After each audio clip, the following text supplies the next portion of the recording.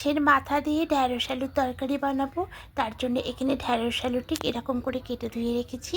আর আমি এখানে মাছের মাথার একদিকের অংশটা নিলাম, আপনারা পুরোটা দিয়ে করতে পারেন। এটা আমার কাছে ছিল তাই আমি এটা দিয়ে বানাবো। তা এবার প্রথমে কড়াইয়ের মধ্যে বেশ কিছুটা সর্ষের তেল দিয়ে তেলটাকে গরম হতে দেবো। এবার ঢ্যাঁড়সগুলো দিয়ে দেবো, দিয়ে এখানে সামান্য একটু লবণ দেব, দিয়ে হালকা নাড়াচাড়া করে ঢ্যাঁড়সগুলো একটু ভেজে নেব। ঢ্যাঁড়সগুলো হালকা করে ভাজা হয়ে গেছে, এবার তুলে নেব।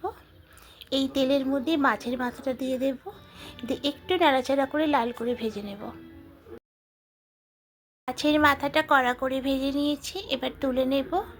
এবার এখানে আরও কিছুটা সর্ষে তেল দেব, দিয়ে এবার এর মধ্যে পেঁয়াজ কুচি দেব আর টমেটো কুচি দেব, দিয়ে খুব ভালো করে নাড়াচাড়া করে এগুলোকে একটু ভেজে নেব। পেঁয়াজ আর টমেটোটা ভাজা হয়ে গেছে, ঠিক যখন এরকম নরম হয়ে একটু টমেটোগুলো গলে আসবে, এই সময়তে কেটে রাখা আলুগুলো দিয়ে দেবো, দিয়ে একটু নাড়াচাড়া করে এখানে পরিমাণ মতো লবণটা অ্যাড করব আর হলুদ গুঁড়ো দেব, দিয়ে খুব ভালো করে মিশিয়ে আলুটাকেও একটু ভেজে নেব। এখানে একটা মশলা পেস্ট করে নিয়েছি, আদা রসুন গোটা জিরে গোটা ধনে আর কয়েকটা শুকনো লঙ্কা দিয়ে পেস্টটা করেছি। এবার এই পেস্টটা এর মধ্যে দিয়ে দেব, দিয়ে খুব ভালো করে মিশিয়ে আরও ভালো করে একটু কষিয়ে নেব। আলুর সাথে মশলা দিয়ে খুব ভালো করে কষিয়ে নিয়েছি। এবার এখানে ভেজে রাখা মাছের মাথাটা দিয়ে দেব, দিয়ে একটু ভেঙে ভেঙে দেব, দিয়ে সমস্ত কিছুর সঙ্গে খুব ভালো করে একটু মিশিয়ে নেব।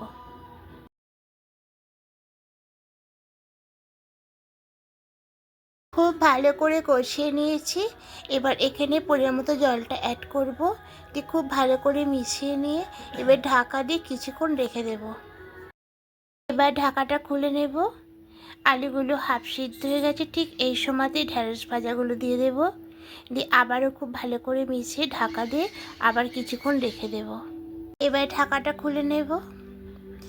হ্যাঁ, আলুগুলো পুরোপুরি সিদ্ধ হয়ে গেছে আর ঝোলটা অনেকটাই শুকনো হয়ে এসছে,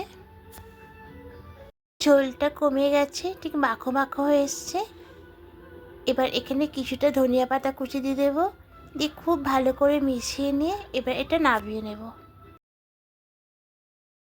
মাছের মাথা দিয়ে ঢ্যাঁড়স আলুর তরকারিটা একদম রেডি হয়ে গেছে। দেখেই বুঝতে পারছেন বন্ধুরা কতটা সুন্দর হয়েছে। আর কি বলবো, খেতে দারুণ লাগে। আর এটা রুটির সঙ্গে ভালো লাগে খেতে, আর ভাতের সাথেও খেতে ভালো লাগে।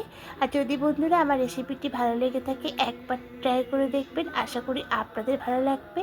আর যদি ভালো লেগে থাকে অবশ্যই কমেন্টে জানাবেন, এটা লাইক করে দেবেন। আর যারা নতুন বন্ধুরা দেখছেন এখনও পর্যন্ত সাবস্ক্রাইব করেননি তাদের কাছে অনুরোধ রইল সাবস্ক্রাইব করার পাশে থাকার জন্য। আমিও আপনাদের পাশে থাকবো, আবার কোনো রেসিপি নিয়ে চলে আসবো। আজকের মতো টাটা।